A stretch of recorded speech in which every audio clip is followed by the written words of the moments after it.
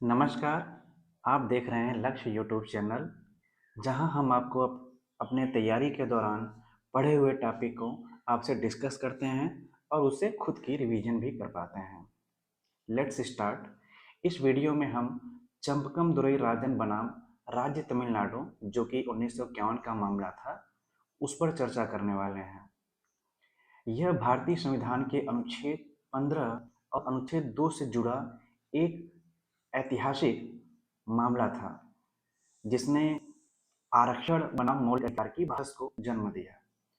इस वीडियो में हम देखेंगे कि चंपकम राजन मामला आखिर क्या था और यह मुकदमा क्यों हुआ था, यानी कि इसके पीछे पृष्ठभूमि क्या थी और इसके एवज में सुप्रीम कोर्ट का फैसला क्या, सुप्रीम कोर्ट को परिवर्तित करने के लिए राज्य सरकार ने क्या किया, यानी ने किया। तो इससे पहले स्टार्ट करें, कुछ महत्वपूर्ण नियमों को जान लेते हैं या कॉन्सेप्ट को जान लेते हैं। होता क्या है कि जो संविधान में नीति से सिद्धांत दिया गया है, उसमें संविधान ने ये राज्यों को ये दायित्व दिया है कि जितने भी इसमें तत्व शामिल किए गए हैं उनको आपको लागू करना आपका दायित्व बनता है।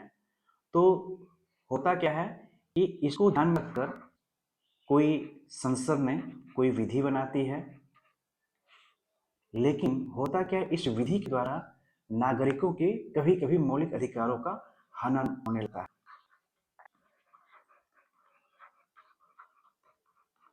अब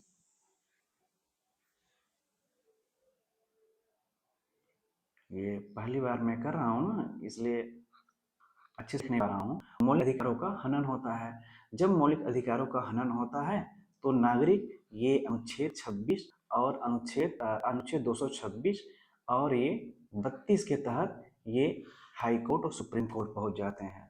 अब अगर असंवैधानिक होता है जो विधि होती है, यानी कि जो विधि होती है संविधान के अनुसार नहीं होती है, यानी कि मौलिक अधिकारों का हनन करती है, तब उसे असंवैधानिक करार दे दिया जाता है, उस विधि को वो माफ करती है। अब होता क्या है कि अगर फिर भी अगर संसद चाहे कि हमें ये कानून बनाना जरूरी है, तो क्या काम करेगी, अब वो संविधान संशोधन ही कर देगी। तो यहाँ पर भी यही बात है।